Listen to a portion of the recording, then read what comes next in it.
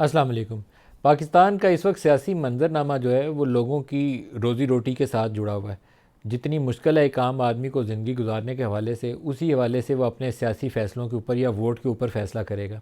जो जमातें हुकूमत में रहीं पीडीएम का हिस्सा बनकर, जिसमें ख़ास तौर पर पीएमएलएन जिनके पास वज़ारत उज़्मा थी, बहुत बड़ा बोझ होगा उनके ऊपर। जिनकी पावर बेस पंजाब थी, वहाँ महंगाई के हाथों लोग बिल बिला उठे हैं, तो वो कैसे जाएंगे वोटिंग वाले दिन और वो फैसला करेंगे कि नून लीग को वोट करना? काफ़ी मुश्किल काम होगा। दूसरा, नवाज़ शरीफ पाकिस्तान से बाहर इलाज करने गए, वापस नहीं आए। शहबाज शरीफ जिस दिन वजारत उज़्मा गई तब से आज तक लंदन बैठे हैं, पाकिस्तान नहीं है।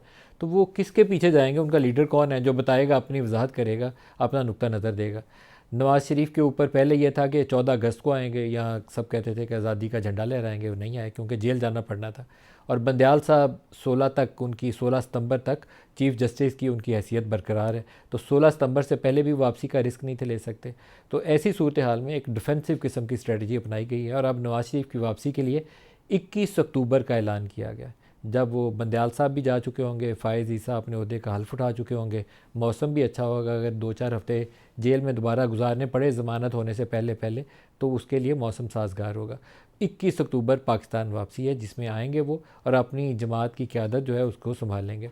आम तौर पर ख्याल यह है कि उन्हें मुमकिन तौर पर एक दफ़ा जेल में जाना पड़ेगा। जेल में जाके दरख्वास्त देंगे और दरख्वास्त के बाद उनकी ज़मानत के काफ़ी इम्कानात मौजूद हैं, क्योंकि मरियम के हवाले से, मरियम नवाज़ के हवाले से जो हाई कोर्ट का फ़ैसला है, उसके बाद नवाज़ शरीफ वाले केस के अंदर बहुत ज़्यादा जान रह नहीं गई है। और फिर कुछ हाई कोर्ट्स के ऐसे फ़ैसले भी मौजूद हैं जिसके अंदर नैब को पोलिटिकल इंजीनियरिंग के लिए कहा गया कि इस्तेमाल किया गया, और दूसरी ऐसी चीज़ें और शवाहिद मौजूद हैं जिसको बुनियाद बनाया जा सकता है। तो इम्कान मौजूद है कि जल्द ही वो ज़मानत पर बाहर आ जाएंगे।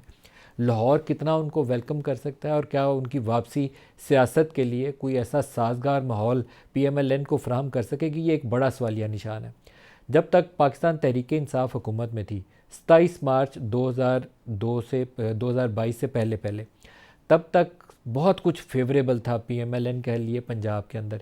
जितने बाई इलेक्शन हुए, स्वाय एक एमपीए की सीट के जो सियालकोट में PMLN internal division Maryam versus Hamza की लड़ाई के अंदर वो सूबाई नशिस्त हार गए थे, बाकी सारे बाई इलेक्शन ये जीत गए थे। लेकिन अब सूरत हाल उससे मुख्तलिफ है। अब जो पॉपुलर वोट है वो महंगाई का सामना देखते हुए, पीटीआई के जो 9 मई के पहले पहले की उनकी सिचुएशन थी उसका जो असर है उसको सामने रखते हुए, क्योंकि एक बयानिया इमरान खान ने बनाया था। बयानिया ये था कि जो उनके ख़िलाफ़ अदम एतमाद है वो गैर मुल्की साजिश है, अमेरिका की माँ के ऊपर यहाँ बैठे हुए मीर जाफ़र और मीर सादक ने उनकी हुकूमत गिराई। ये बयानिया उन्होंने बेचा था 27 मार्च 2022 से लेकर, जब तक उनके खिलाफ नो कॉन्फिडेंस नहीं आ गई तब तक। और फिर वो इस चीज़ को लेकर जल्द से जुलूसों की शक्ल में जगह जगह गए और फिर 9 मई का वाक़या हो गया। और 9 मई का वाक़या उनके लिए काफ़ी भारी पड़ा हुआ है और उनकी जमात भी तितर बितर हो चुकी है। लेकिन लोगों के अंदर वो बयानिया अभी मौजूद है जिसको किसी मुतबादल पॉलिटिकल नैरेटिव के साथ चेंज अभी तक नहीं किया जा सका, क्योंकि मैदान के अंदर कोई और बड़ा खिलाड़ी मौजूद नहीं है।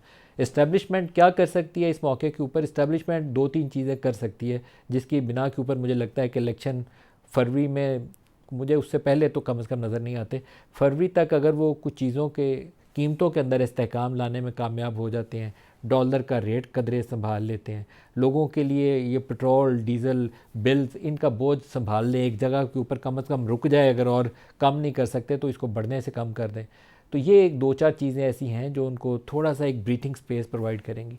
लेकिन कौन सा पॉलिटिकल लीडर है जो आएगा मैदान के अंदर और अपनी बयानियाँ बेचेगा, वो काफ़ी बड़ा सवालिया निशान है जिसको आज के प्रोग्राम में हम डिस्कस